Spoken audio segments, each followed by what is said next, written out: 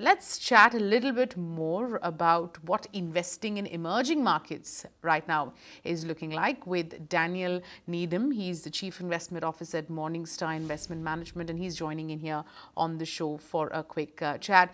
Daniel, thank you so much for taking time out for us. What is your emerging markets call right now? Because the fact is that in the last year or so, things have, really looked up. Emerging markets like India, for example, have rallied up quite a bit. Sure. So as long-term value investors, we're looking at what we think markets are worth relative to their long-term fundamentals. And so when we were looking at emerging markets back in 2014 and early 2015, they started to become relatively unpopular. Prices were falling, and there seemed to be some reasonably well-justified fundamental concerns that investors had. But as we looked at the market more and more, and we saw the price falls and we saw declines in currencies, we recognized that there was an opportunity that was opening up. And so we started to position ourselves in 2015. And then as 2015 sort of concluded, we entered 2016, we really started to increase that exposure. So by the end of Q1 2016, we had a relatively large exposure in the portfolio, and we'd been reducing exposure to some of the more overpriced parts of the market. And obviously prices started to move up more aggressively in 2016, and by that point we'd started to sort of slowly reduce some of our exposure as prices moved relatively rapidly within emerging markets. Daniel, you do visit India once in a while, and you look at India as a part of the overall emerging market which you analyze. How do you see comparatively right now India plays versus other emerging markets?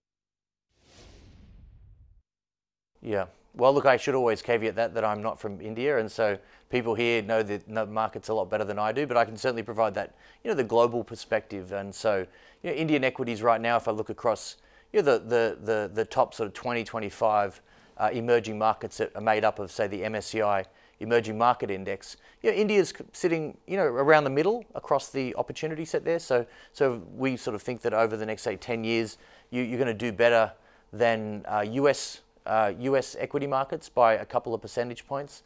But when we look within emerging markets, emerging Europe, areas like that are on the more attractive side. So India doesn't really stand out as a significant relative opportunity inside emerging markets, but still versus, say, US stocks, it looks relatively attractive. Bonds, the bond market within India is actually at the upper end of our opportunity set. So when we look at the emerging market government bonds around the world, India's up towards the top end, and so we don't think that Indian bond yields are super attractive relative to history, but they're around fair value. So we think if you invest in Indian government bonds, you're going to get paid a fair return, which in an environment where cash rates are zero in the US and on the negative side in Europe is actually pretty attractive for a global investor. If one were to analyze the Indian markets, they are a mix of the top tier company, which are large liquid names where activity of foreigners is high, and then there's a small to mid area where lately the interest is very high and some are calling it frothy. How are you analyzing this, the two different opportunities to invest here in India? Yeah, I think look, the Indian market, as you point out, is a very bifurcated market. You've got the large cap, sort of mega cap part of the market, which are really globally high quality businesses that have well-established economic competitive advantages and have generated high returns historically. And so, and then obviously the mid-small cap are more domestically oriented cyclical businesses and a really diverse mix of companies. But when we analyze those companies, we see generally lower quality businesses with generally less weaker competitive advantages. And so there's been a large amount of capital that's flowed into these mid and small parts of the market, certainly on the back of stronger stock market performance, stronger Indian stock market performance. So yeah, we would say that on a relative valuation basis that mid and small cap stocks look less attractive than the larger part of the market, and as you suggest, things maybe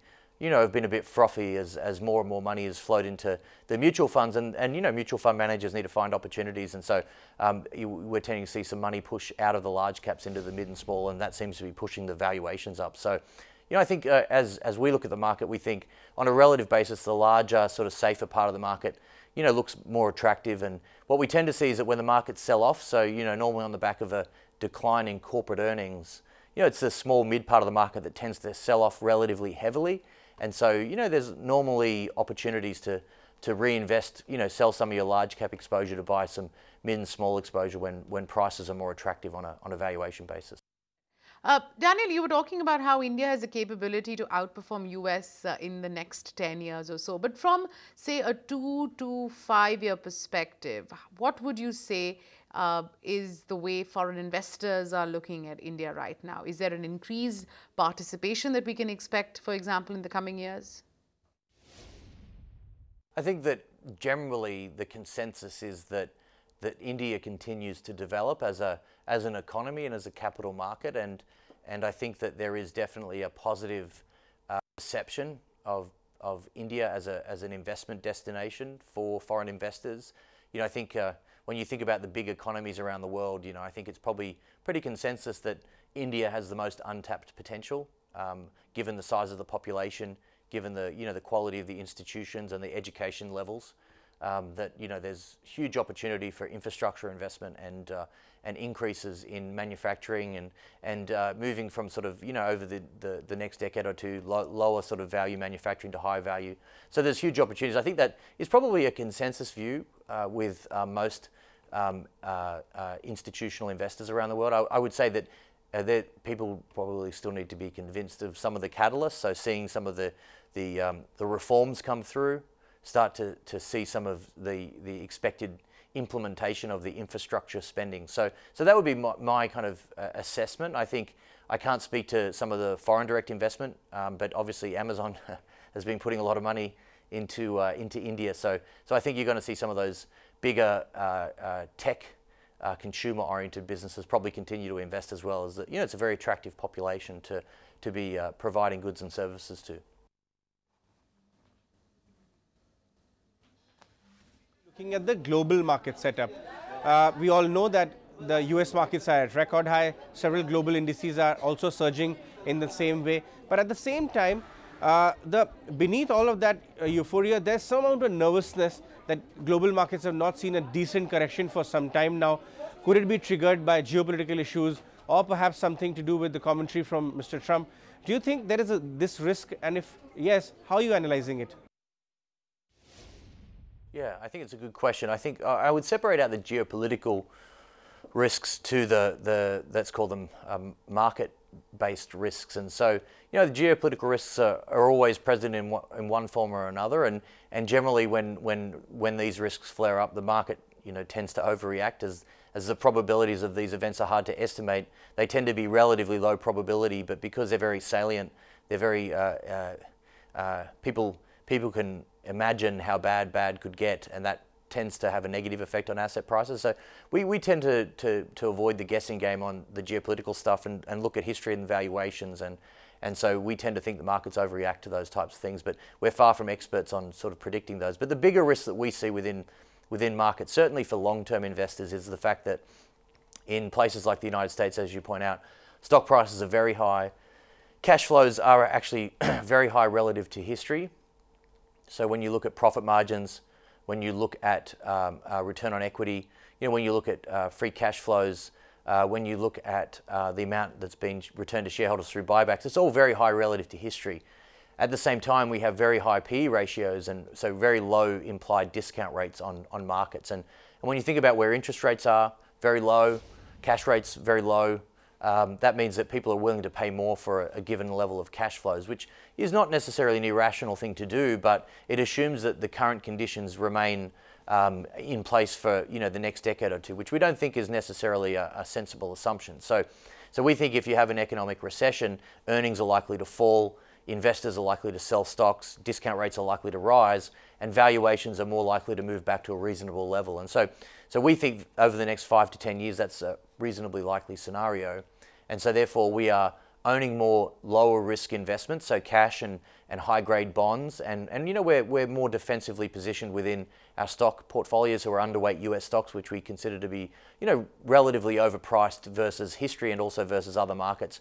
And then we're selective in developed markets, so we think certain sectors in Europe look attractive, like European financials, European energy. Certainly energy is more attractive now, and then selective telecom markets around Europe. And then emerging markets we still think look reasonable, although not as attractive as they were at the beginning of 2016. So I'd say our portfolios are defensively positioned for that risk of falling valuations and declining corporate profits. And right now we think you're not being necessarily compensated for taking a lot of risk, and so therefore we think it's sensible to be a bit more defensive.